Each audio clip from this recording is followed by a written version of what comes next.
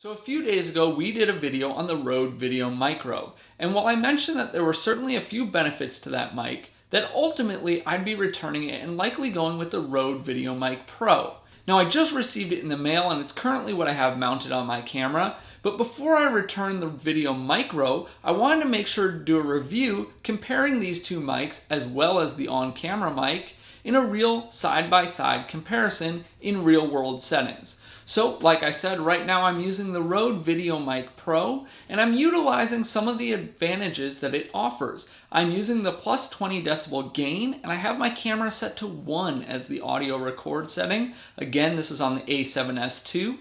And I also am using the low cut filter to cut out some of that hissing noise. Now, a few things to note: I am right next to a refrigerator. Although audibly I can't hear anything, the mic is much more sensitive, so it may be picking up some of that. I'll test all three microphones in this situation and hope that you're able to get something out of the side-by-side comparison. This clip is currently the Rode Videomicro, and it's about the same levels as the Rode Videomic Pro with that 20 decibel gain turned on. However, to reach those levels, I had to turn the camera volume up to about 15, so I'm utilizing more of those preamps that introduce that hiss. Now, just to put everything in perspective, I'm in a fairly large room. I am right next to a refrigerator, as I mentioned, although I can't hear anything coming from it right now. And I'm about 4 feet away from the camera and away from the mic, which I'll keep true between all the mic options. So hopefully you can hear the difference here. Again, this is the Rode Videomicro, and there's nothing turned on or engaged with the mic as there are no manual controls like I mentioned in the review. Now, one thing I wanted to make sure to also include is the Rode Videomic Pro without any of those advantages enabled. So this is currently set at 0 decibels with no gain on the mic, so not using that, and also with that low cut filter turned off. So this is the best comparison of the mic in itself compared to the Rode Videomicro. Now, the Rode Videomicro, I had it set at 15 on the camera, and I also have it set at 15 for this example of the Rode Videomic Pro without the advantages turned on. Now we're using the on-camera mic just so you can see that jump in quality you get from using any mic, including a lower-end model. However, there are certainly advantages to that top-end model, as you can hopefully hear. With the on-camera mic, I have to bump up that camera audio quite a bit in camera, and that's currently set at 27 out of 30 to approach the same levels that I'm getting with the other mics. Alright, now we've moved outside. We're in a much louder environment. We have a busy road off to my right here, and then we also have some construction noises and other things going on. Now, this is with the Rode Videomic Pro, with everything turned on, including that plus 20 decibel switch, as well as the low cut filter to show it in a more noisy environment. We'll also run all the other mics in this environment, and again, we're keeping the distance here about 4 to 5 feet, and with this specific setting, we have the on-camera audio set to 1 again. Alright, now we moved outside. We're in a much more loud environment. We're still keeping that distance between the microphones, and this is with the Rode Videomicro. Again, nothing engaged on the mic as there are no manual controls, and the camera audio is set to 15 to keep it consistent with the indoor noise. Again, this is the Rode Videomicro in an outdoor and louder environment.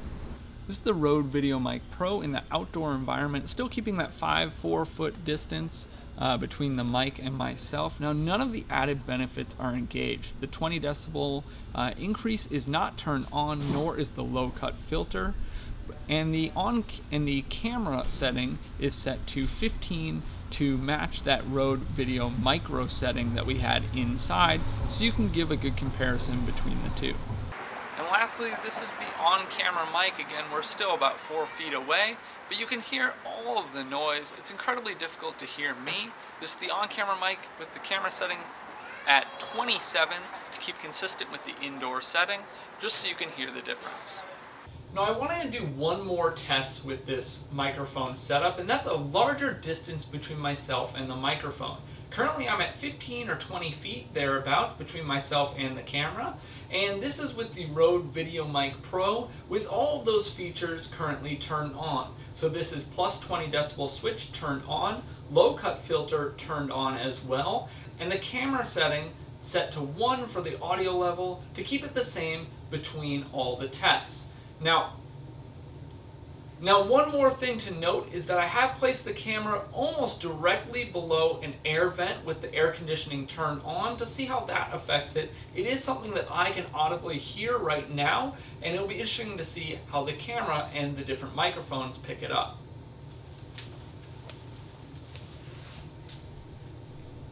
Now, one more thing to note is that I have placed the camera almost directly below an air vent with the air conditioning turned on to see how that affects it. It is something that I can audibly hear right now, and it'll be interesting to see how the camera and the different microphones pick it up.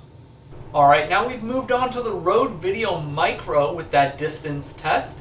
Again, I'm keeping about 15 to 20 feet between myself and the camera, same as like I did with the Rode Videomic Pro. And nothing is turned on the Rode Videomicro as there are no features to turn on. The camera is set at 15 with the audio level, and it is still placed below an AC vent, and I can still hear that going just with my ears, and I assume the mics will be picking that up as well. So now we're doing the distance test again with the Rode Videomic Pro with those advantages turned off. This is currently set to 0, so I'm not using that plus 20 decibel switch, and I'm also turned off the low cut filter. Now, in order to compensate, again, the camera has to be turned up. I've turned it to the exact same setting that we use with the Rode Videomicro, which is 15, to keep that consistent and really show you the difference between the two mics straight up. Last but not least with this distance test is the on-camera mic. Again, I have that set to 27 in the camera audio settings so as to keep pace with the levels I've been getting with the other mics. It is still placed under an AC vent, and you can currently hear what that sounds like in this environment. So I hope this comparison test has been helpful. Again, we are comparing the Rode Videomic Pro with all the advantages used, as well as the Rode Videomic Pro with none of those switches turned on, compared against the Rode Videomicro as well as the on-camera microphone.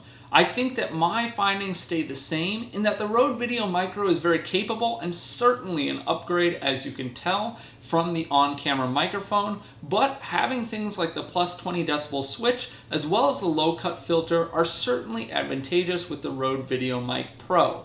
Now, the Rode Videomicro is a little bit smaller, and that's one of the big things that I praised it for in my review, but ultimately I'm going to stick with the Rode Videomic Pro. I like the audio quality better, and I find that I will use it more frequently and I'll get more consistency with it. If you like this video, I'd encourage you to subscribe below to keep up to date with our daily vlogs, gear review, and business tips.